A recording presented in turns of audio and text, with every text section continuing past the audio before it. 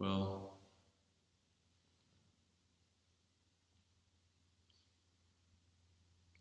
curious about the spirit of welcoming.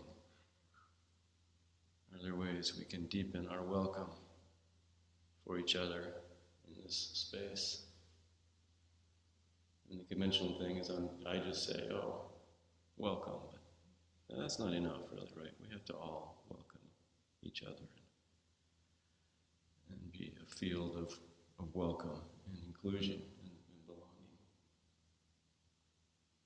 So that's so central to our practice, and we do it pretty quietly. So, anyway, I'll say it anyway. Welcome. Here we are.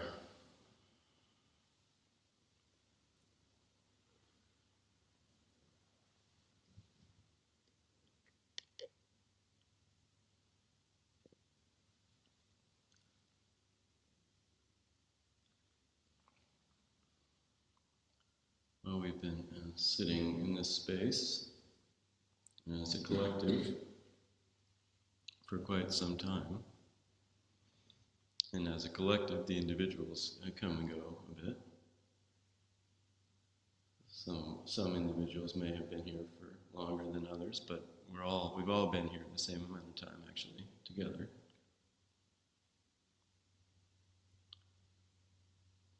I noticed preparing the talk, I probably won't be able to resist some reminiscing. Maybe Chris will resist, we'll see. I'll try to keep it in small chunks each time. So sometime in, I think, late 1992, maybe early 1993, our little Zen group somehow felt like it was ready for a longer Sesshin. I don't know why we knew that, but somehow we did. Our very first retreats were actually overnight retreats. We jumped into that right away with our teacher, Norman Fisher. We did 2 small overnight retreats, maybe they were a year apart or something, on Lummi Island, which we can actually see from here. It's the mountain. We're seeing the end of the island, which is a mountain in that direction to the north. A friend of the Sangha named John Robinson had a cabin and a couple of acres. He ended up growing flowers for fragrances there with his partner. I think he hadn't met her yet, though. And he said, yeah, sure, you can. I'll just be somewhere else. You can have a retreat in my place. Most all of us slept in tents. There was a sleeping loft and one main room. And one thing that puzzles me now, thinking about this, is I wonder what happened to all of John's furniture. Maybe he just didn't have any furniture because we filled his main room as a little zendo. There's no storage or anything. Dokusan with Norman was also in a tent, slightly larger tent, and it did rain a bit. This is the Northwest, especially the Northwest back then. Yeah. I think I had actually offered Norman that he could sleep in my old Volkswagen camper, which of course had no heat. And sometime in the middle of the night, he decamped for the loft. I felt bad about that. And of course, he said, oh, no problem, no problem.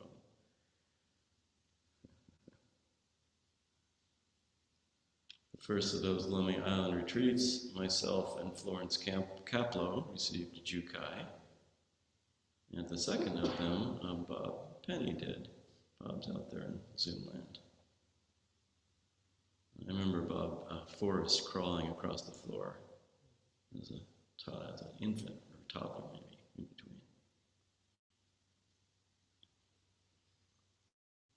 So that was our modest beginning, you know. And after that, a center in town emerged. No way we could have afforded our own place, but 4 different Buddhist groups came together to share the cost of a single large room upstairs in a commercial building, an old building. I think the rent was maybe $600 or something, but we could share it. Maybe less.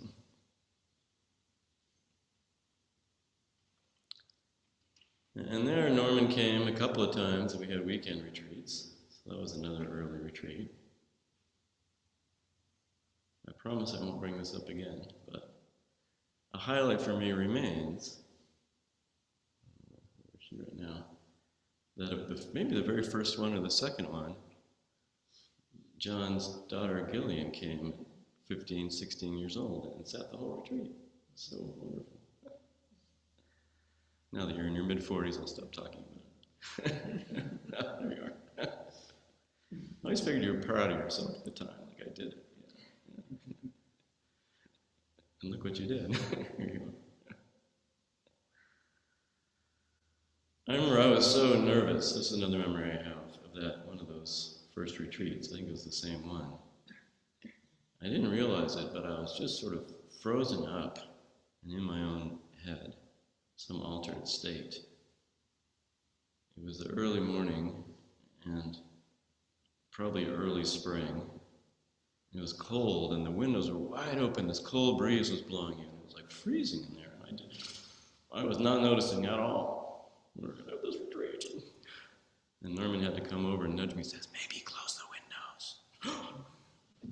It's like I had been somewhere else and I returned to discover that the Sangha was being frozen to death. It's amazing what the mind can do. I think maybe that's the real treasure of practice, right? In our revealed in wonderful and ridiculous ways, the mind can be all kinds of places. But we wanted more. We wanted a longer retreat. I don't know really who was driving that bus or what. Maybe it was me, maybe Norman, maybe the whole group. I don't know. But then it turned out that some of our friends, our Dharma friends in the Bellingham Insight group, who were part of that original Dharma Hall effort and are our roommates to this day, had done a retreat at some church camp on Sandwich Island, and they said it was pretty nice. I don't think I even knew where Sandwich Island was, but I came out here and I met somebody from the camp. Might have been Laura Fish, who's back there, then called Laura Custer. And it seemed so lavish, this huge place, all these buildings, really luxury. And this was before they built the e-cabins, only the rustic cabins. But it also seemed like sort of too big. There were maybe 20, 25 of us expected. So I remember we came in here to try to set up the Zendo, and I was pretty intimidated. This place just it's so big, Maybe the cross up there was a little bit much too, I can't remember that. Oh. So I decided, well, this would be too much. We were too small. So we huddled up in the corner, set up the Zendo in that corner, or we're in the middle of setting it up. And then Norman walks in. Maybe Lee Nelson drove him from the airport like she did for the next 30 years, I don't know, but he appeared somehow out of the blue. And he says, nah, we'll use the whole room. Bring it out here. And he walks over to the altar, which is that exact same table there. And he grabs one end and kind of motions to me, and I grab the other end, and we're carrying it across the floor, and the incense bowl falls off and breaks. Incense ash all over the place. Norman is unfazed. Just clean it up. So then from then on, the altar was in the middle of the room, right where it is now. And we began some decades of practice in this basketball church. It's been rich and rewarding and so much learning here. More than a few tears, a lot of growth for everybody. For me, for sure. Norman too, There were some decades where occasionally I would think to myself, well, how could this be? How could a teacher of this caliber be willing to work with these little groups in Vancouver and Bellingham? He must have other things he could be doing at the great San Francisco Zen Center. Then eventually I realized, no, it was really pretty great for him too. The San Francisco Zen Center was so large, even after it kind of had its blow up in the earlier 80s, there wasn't a lot of teaching available for any given person like Norman. So he got to teach a lot more up here than he did down there.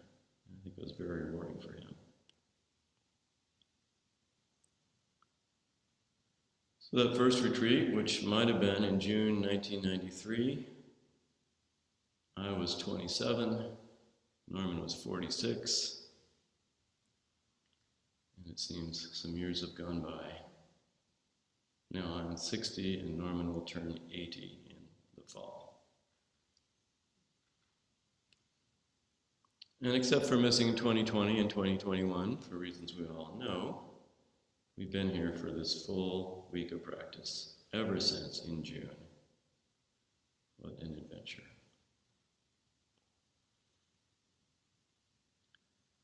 And as things went along, Norman gradually was cutting back some of his activities, as one would.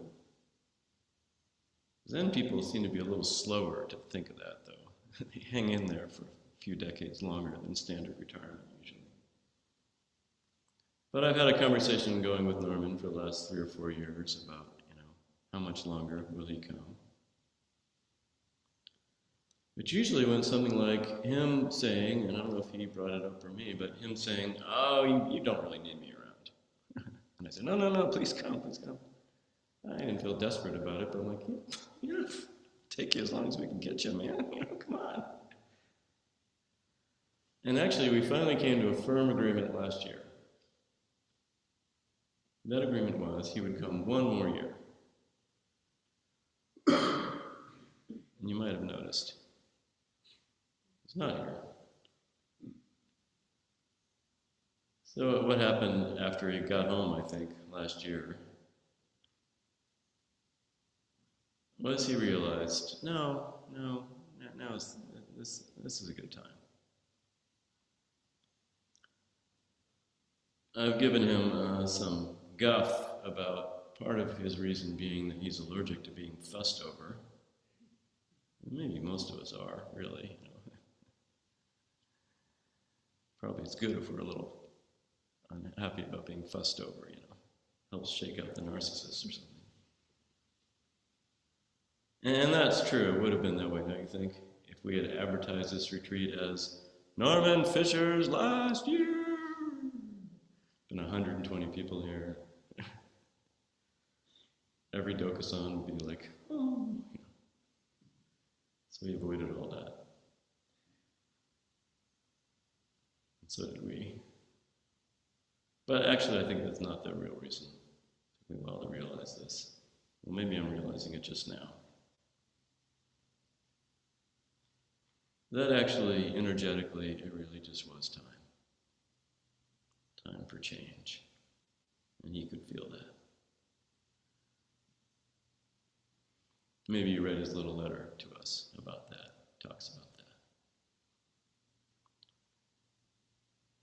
Make space for the next chapter at Samish. So here we are, beginning that chapter. And I actually just talked to him yesterday, so happily he's still alive and kicking, doing very well, enjoying his life. Does a little bit fewer Zen events and a few more poetry events and a lot of grandchildren events now, which his wife is the main organizer of. So this next part might sound a little bit off topic. Maybe you're used to that with me. But bear with me.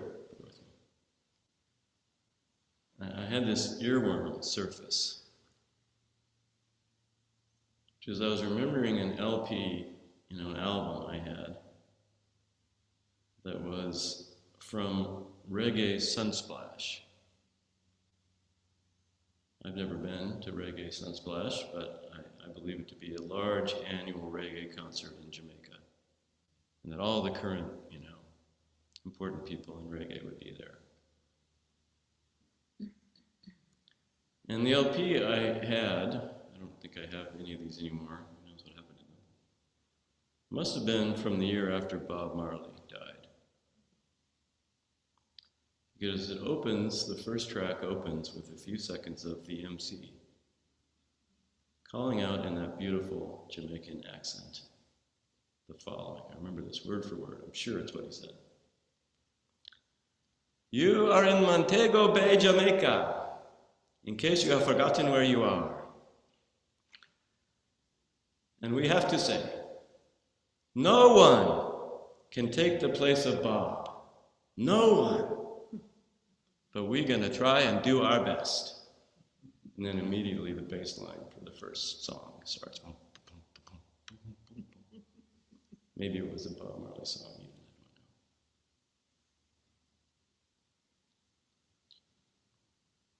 don't know. So I feel moved, even though normally is happily still with us,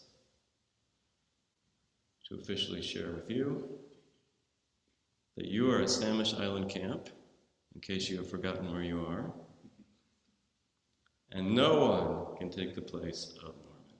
No one. It's true.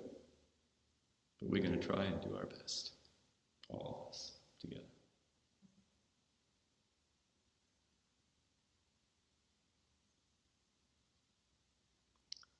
So Chris and I will alternate giving talks and being Doshi.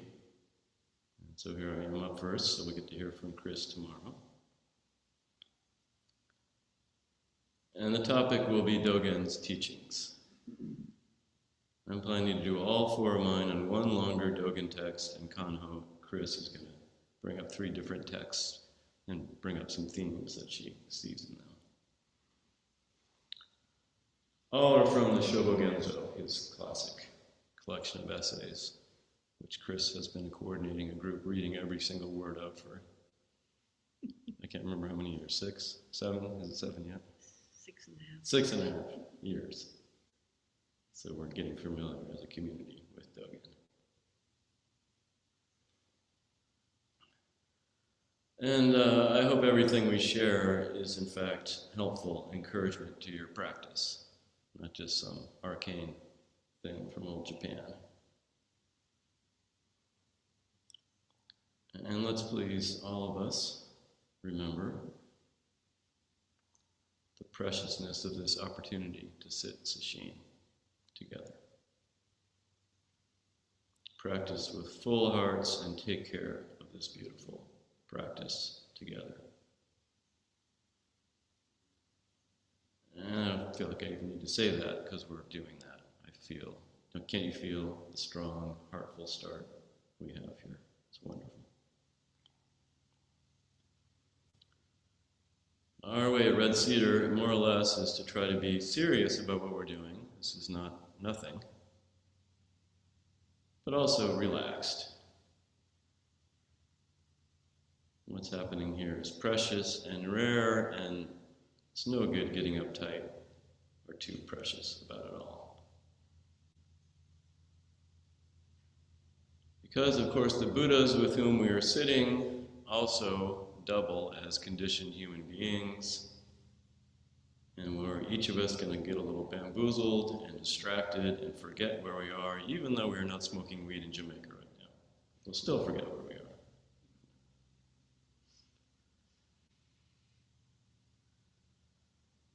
Especially as Sesshin goes up and down in our experience.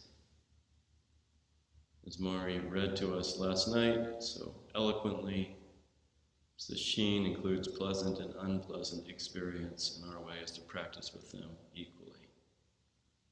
Everything that happens is important. And everything that happens is just a passing moment, soon gone, nothing to hold on to there or worry about too much. And of course, there'll be a few logistical rough edges on the first day. We're seeing that. That's normal, huh? Maybe some of the leaders, like the head teacher, will get a little tangled up about how it's supposed to work, too.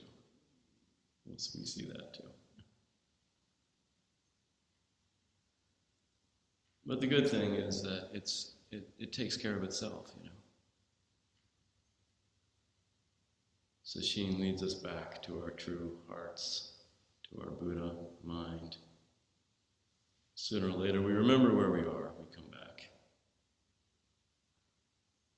That's our commitment and our promise to ourselves and to each other. Otherwise, why would we come? And that is definitely what Dogen expects of us. So we've got to live up to the Dogen boss. It's hard to know what kind of person Dogen actually was. People are always speculating based on his writing, but we'll never know. And students are going to be so deferential, not too frank about it. But he was definitely serious about the practice. That much we can be sure of. So let's be serious too.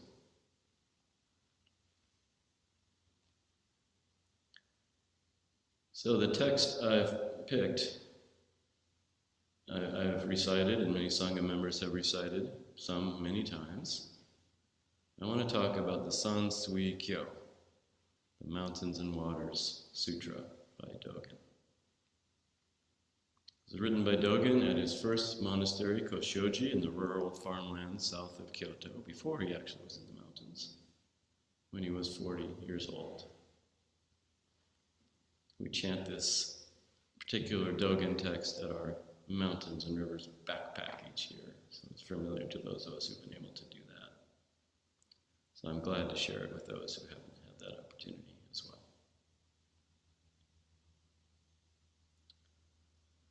And I did something a little bit unusual for Sesshin. I brought you a handout. So I need a couple of people to help pass these out. So they're on the table over there by Chris. Maybe if 3 people helped, we get them out pretty quick. As you do, I'll keep talking. So this is after giving you an admonition not to read, giving you a handout.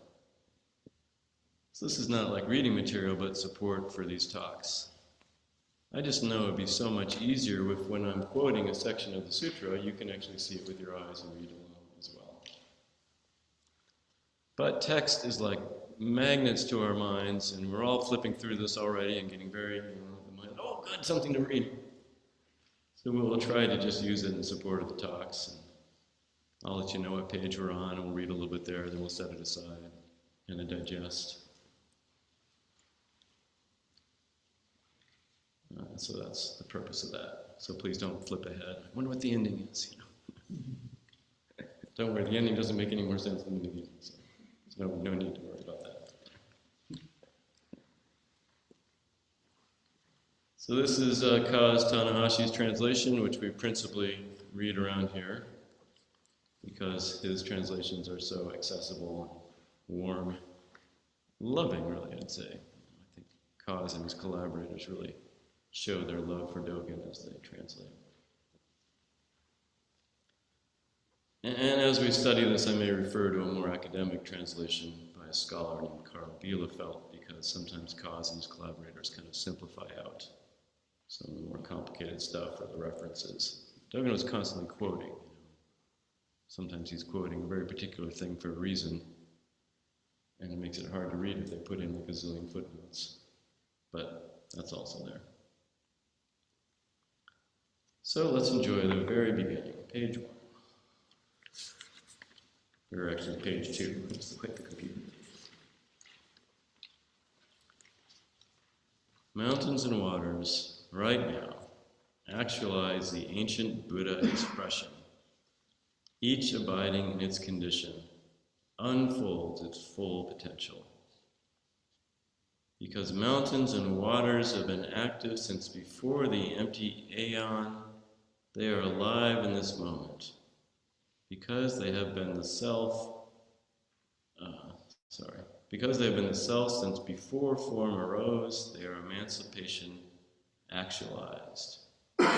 Because mountains are high and broad, their way of riding the clouds always extends from the mountains. Their wondrous power of soaring in the wind comes freely from the mountains. So that's the opening Mountains and Waters Sutra. And as I read that, I realized, sorry, I didn't provide a link for Zoom. I'll try to do that later. So this first line, often like the first line says it all, and then Dogen keeps saying it, you know. First line is that way. Mountains and waters right now actualize the ancient Buddha expression. Each abiding in its condition unfolds its full potential. So the key phrase there is abiding in its condition. So this refers to something called Dharma state or Dharma position. And it's the topic of many Dogen writings, and one where many of us are familiar with is called Genjo Koan. He writes things like, in that essay, he writes something like, when you find your place where you are, practice occurs, actualizing the fundamental point. So this place where we are, this is our Dharma position. The kind of radical, this is itness of things. Sometimes they use words like thusness or suchness. So a mountain is completely a mountain. Without hesitation, without doubting itself, a mountain expresses mountainness through and through. And Dogen's saying this is no small matter. It's not just like, well, yeah, of course it's a mountain. It's a much deeper thing happening here. And as we'll see, he's not actually just talking about mountains anyway. Suzuki Roshi was trying to translate this term, which is ho-i in Sino-Japanese, when he said things like, when you are you, Zen is Zen. So this is finding your place where you are, inhabiting your Dharma position, really being fully yourself. When you are you, Zen is Zen. It applies to time, too. Dogen talks about time in a similar way, as just thisness of time. He has a famous, complicated essay all about that. And he also mentions it in Genjo Koan. Genjo Koan would have been a great one to focus on, too. There's a little passage from Genjo Koan where this term is translated in a more obvious way than our usual one. It's about firewood burning in the stove. They were heating the building with wood. Firewood becomes ash. Ash cannot become firewood again. However, we should not view ash as after and firewood as before. We should know that firewood dwells in the Dharma position of firewood, in the ho-i of firewood, and has its own before and after. Although before and after exist, past and future are cut off. Ash stays in the position of ash, with its own before and after. So this is a really important concept. That's like all the important concepts in Mahayana Buddhism are basically impossible to talk about, right? They're about not being limited by our concepts, our habitual views. So it's hard to talk about and think about, just to feel into it.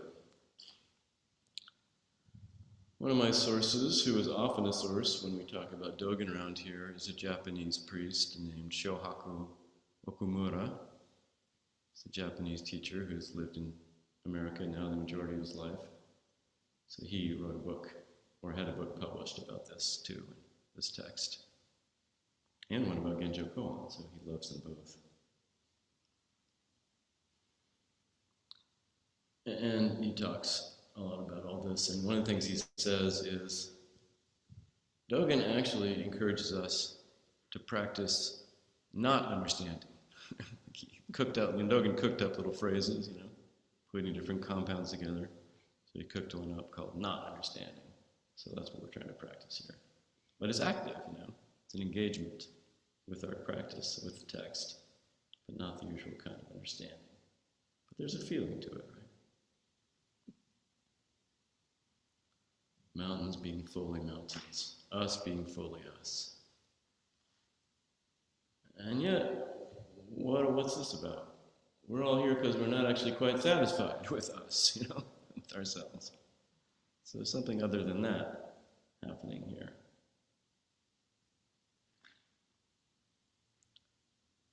Mountains and waters, these two characters, the character for mountain, the character for water. And if you're curious, the very last page of your handout, I put them there. Let's see what they look like. So the top one looks like a little mountain with 3 peaks. Some of them are very pictographic. It's cool. And the water, I think, has something to do with the radical. I don't remember exactly how it's constructed, but kind of flowy. So you put those together. It literally just means mountain water, right? Mountain water.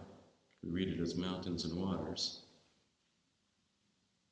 And that compound also means the landscape, the whole landscape, regardless of what the landscape looks like.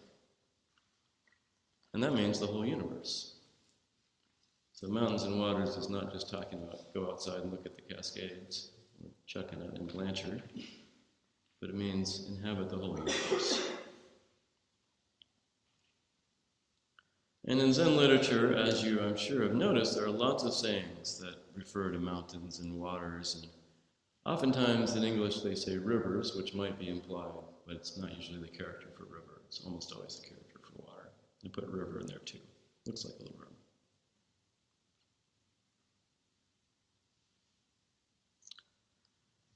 And one of those that I think is famous in the West, but maybe not so famous in the East, I'm not sure, because we received what to us is like classic Zen from a small number of translators, working in the 50s and 60s. And 2 of them, D.T. Suzuki and Alan Watts, were really into this one phrase. Here it is. It's relevant to this, but I don't know if Dogen knew it. He didn't actually quote it. Before I studied Zen, 30 years ago, I saw mountains as mountains and waters as waters. When I arrived at a more intimate knowledge, I saw that mountains are not mountains and waters are not waters. But now that I've got to its very substance and am at rest, for it's just that I now see mountains once again as mountains and waters once again as waters. Oh, I put that in the back of this too. So this is from a teacher about whom otherwise not a whole lot is known, named Xing Yuan, something like that. And a shorter version that's been in my mind for decades. Just, at first, mountains are mountains, and rivers are rivers. Then mountains are not mountains, and rivers are not rivers. Then mountains are mountains again, and rivers are rivers again. Isn't that a beautiful thing that you don't know what the heck you're talking about? But you're like, yeah. That's practice not understanding. Feeling that, there's something here. And now I'm going to confuse myself by thinking about it.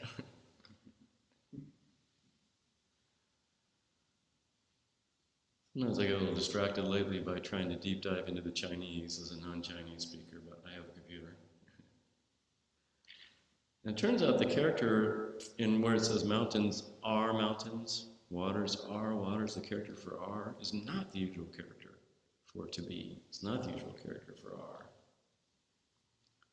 It means something more like just so, this, as it is. So it's more like mountains are just so as mountains, or mountains demonstrate their mountainness completely. Or maybe mountains show the essence of mountains. So this is our practice, right?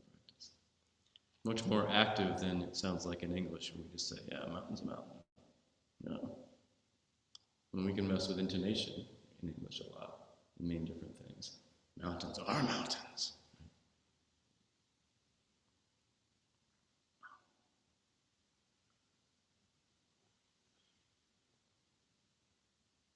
And all of this is running through a mind, right? In Western frame, we think we have separate little brains that are processing, like little computers. I was reading another book by a Tibetan teacher named Lama Zopa, who's reminding me that's not how they thought about the mind at all in Buddhism. Lama Zopa says, one of the fundamental points of Buddhism is that there is no creator other than our minds. The whole world as we experience it comes from the mind and is caused by imprints of positive and negative karma in the mind. There is no creator who has a mind separate from us. There is nobody who created the ups and downs of our lives except the mind and our actions, which have collectively produced the reality we face, the experience that we are. So mind is a much bigger thing, and kind of individual and kind of not, for the collective too.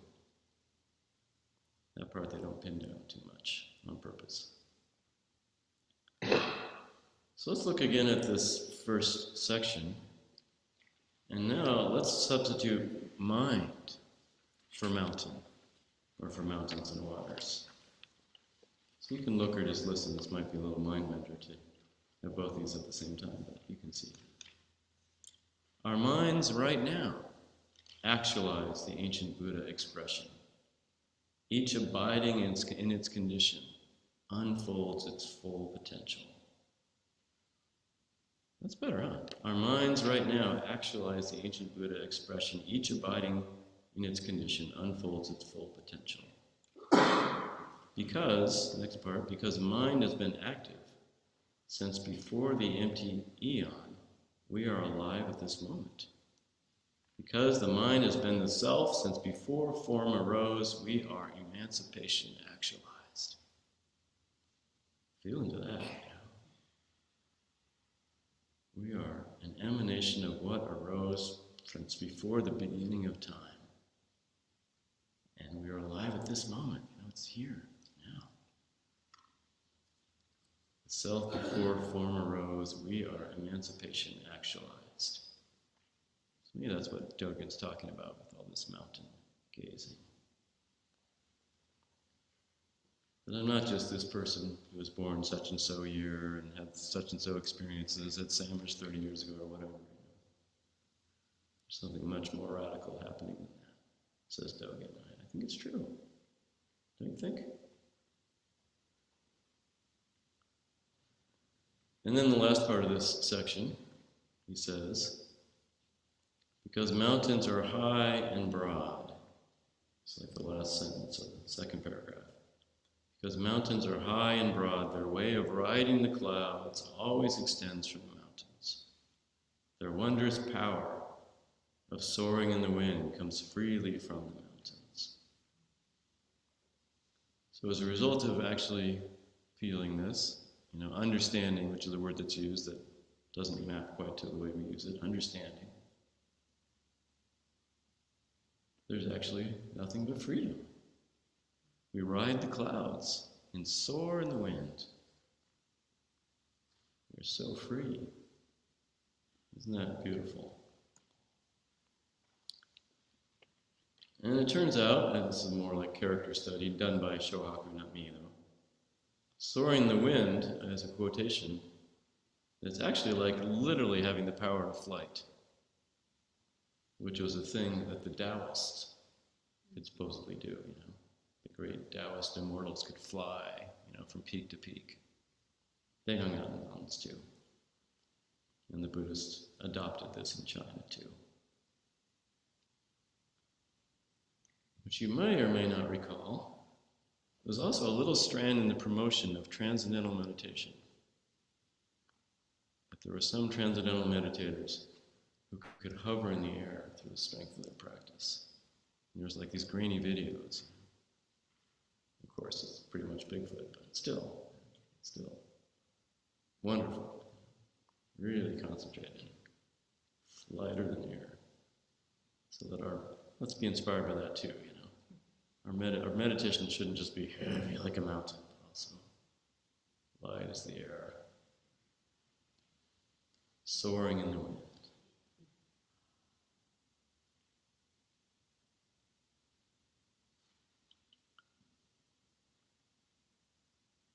Now we also know that, we also are pretty sure, according to Shohaku, that Dogen was inspired by a few poems in writing this stuff.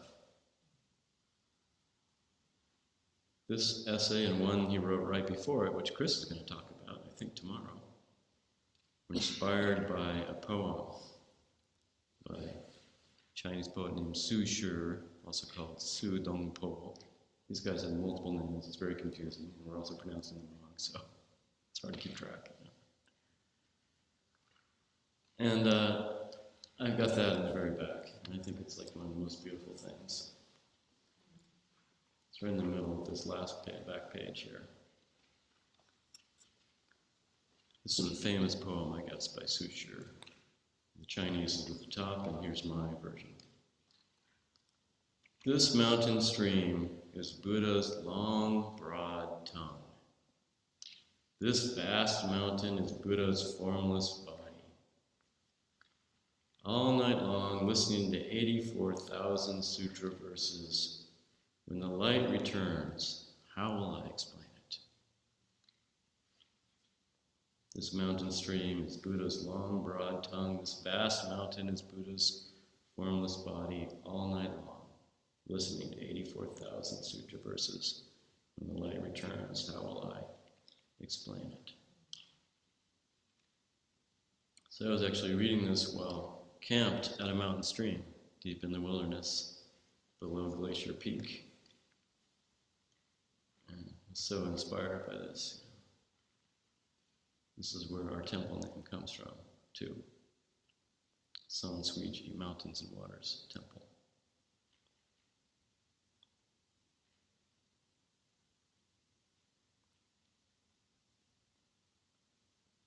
This mountain stream is Buddha's teaching. We can hear it. We can hear it. This mountain is Buddha's body. And then, let me just touch on this before your knees fall apart. And you can change position, please, if this is getting to be too long. The next section, section 2, we'll look at this a little bit and then we'll do a little chanting, I think. Takes the mountain thing a step further. And this is one of Dogen's very famous expressions. And here, Kaz does show us correctly that he's quoting. Priest Dao Kai of Mount Furong said to the assembly, the green mountains are always walking. A stone woman gives birth to a child at night. So the green mountains are always walking. So this is a quotation from a Soto Chinese ancestor named Furong Dao Kai. And apparently that's like an entire Dharma talk there, that quote. One sentence Dharma talk. You could wish for that right now, probably. One sentence would have been enough. And one wonders what his students made of all that. Blue or green, it's actually the same character. Chinese understood color perception, I guess. Blue or green means distant, right, or vast, right? The mountains in a distance, we would usually say blue shift, are always walking.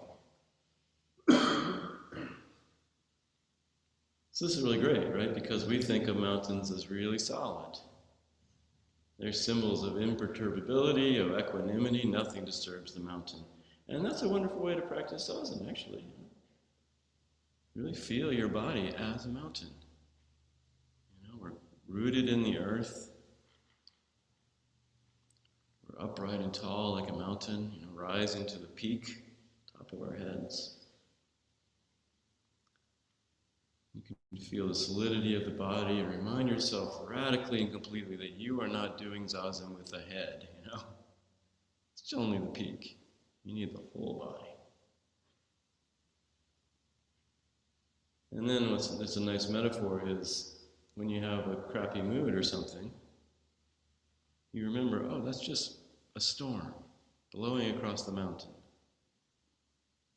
Does the mountain jump up and say, forget about this whole Zen thing, I'm out of here? No, the mountain's undisturbed, weathers the storm. And then after a while, you start to apply that to excitement and good moods and great insights you can't wait to write down too. Like, oh, no, mountain's not excited, you know. Well, there's that cheerful storm too. Just feels its solidity. So that's a good way to practice. And Dogen, as he always does, says, yeah, but go deeper, go further. That's a little shallow, that way of looking at depth. Because mountains also walk. They are like everything else, don't be fooled. Everything is fluid, dynamic, changing, impermanent, just as we are. And that we can celebrate that.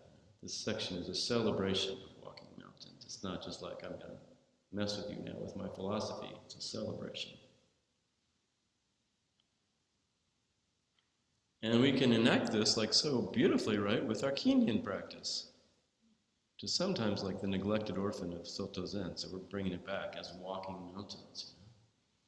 You know? Each step, right, it's this whole mountain walking. That's why it's good to have your arms, not tense, but your arms are strong, your chest is open, you're tall, right, as a mountain. And of course, mountains can't like take big giant steps, right, you know, so mountain steps. Every step, grounding into the earth. And of course, we extend this practice outside, and that's one of the great blessings of being here in the summer, in the longest days of the year. What a blessing. To practice mountain walking, mountain sitting, and we'll practice water practice too, whenever we're outside as well.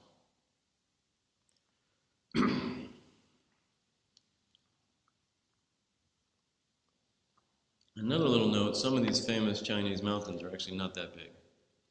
So don't feel like, oh, we only have those little mountains across here. You know, later when I go to the North Cascades or the Sierra Mountains, then I can get into this then. I need snowy peaks, but the mountain Eiheiji is on is only like 4,000 feet tall. Those are close to that, right across the water. So everything is a mountain, including things that don't even look like mountains. So mountains and waters are, of course, right here, as are we, as we are, as we are. So let's close with a little chanting. Let's chant together, and just let it soak in. Sections 2, 3, and 4 here, which are all about these walking mountains. He comes back to it again, really is into the walking mountains, but it's probably a big enough dose, you know. Okay, you ready? Mountains and Waters Sutra. Priest Dao Kai of Mount Furung said to the assembly, the green mountains are always walking. A stone mountain gives birth to a child at night. Mountains do not lack the characteristics of mountains. Therefore, they always abide in ease and always walk. Examine in detail the characteristic of the mountains walking. Mountains walking is just like human walking. Accordingly, do not doubt mountains walking, even though it does not look the same as human walking. The Buddha ancestors' words point to walking. This is fundamental understanding. Penetrate these words, because green mountains walk, they are permanent. All walk more swiftly than the wind. Someone does not notice or understand in the mountains means the blossoming of the entire world. People outside the mountains do not notice or understand mountains walking. Those without eyes to see mountains cannot notice, understand, or hear this reality. If you doubt mountains walking, you do not know your own walking. It's not that you do not walk, but that you do not know or understand your own walking. Since you do not know your own walking, you should fully know the green mountains walking. Green mountains are neither sentient nor insentient. You are neither sentient or insentient at this moment. You cannot doubt the green mountains walking. You may not notice that you studied the green mountains using worlds of phenomena as your standard. Clearly examine the green mountains walking in your own walking. Examine walking backward and backward walking, and investigate the fact that walking forward and backward has never stopped since the very moment before form arose, since the time of the king of the empty eon. If walking had stopped, Buddha ancestors would not have appeared. If walking ends, the Buddha does not reach the present. Walking forward does not cease. Walking backward does not cease. Walking forward does not obstruct walking backward. Walking backward does not obstruct walking forward. This is called the mountains flow, and the flowing mountains green. Mountains thoroughly practice walking, and eaten mountains thoroughly practice traveling on water. These activities are mountains practice, keeping its own form without changing body and mind. The mountain always practices in every place. Don't slander by saying that a green mountain cannot walk and an eastern mountain cannot travel on water. When your understanding is shallow, you doubt the phrase green mountains are always walking. When your learning is immature, you are shocked. The words flowing mountains without fully understanding even the word flowing water. You drown in small views and narrow understanding. Yet the characteristic of mountains manifests their form and life force. There is walking, there is flowing, there is a moment when a mountain gives birth to a mountain child, because mountains are Buddha ancestors. Buddha ancestors appear in this way. Even if you have an eye to see mountains as grass, trees, earth, rocks, or walls, do not be confused or swayed by it. This is not complete realization. Even if there is a moment when you view mountains as a seven treasure splendor, this is not returning to the source. Even if you understand mountains as the realm where all Buddhas practice, this understanding is not something to be attached to. If you have the highest understanding of mountains as all Buddha's wondrous characteristics, the truth is not only this, there are conditioned views. This is not the understanding of Buddha ancestors. You are merely looking through a bamboo pipe at a corner of the sky.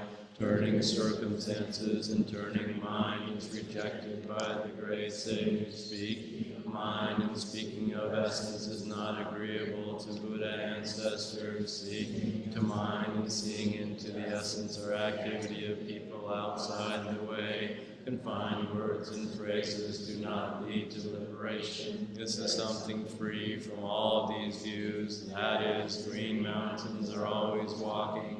Eastern mountains travel on water. Study this in detail. Okay, we have our practice instructions from Doug. Thank you for listening to all that.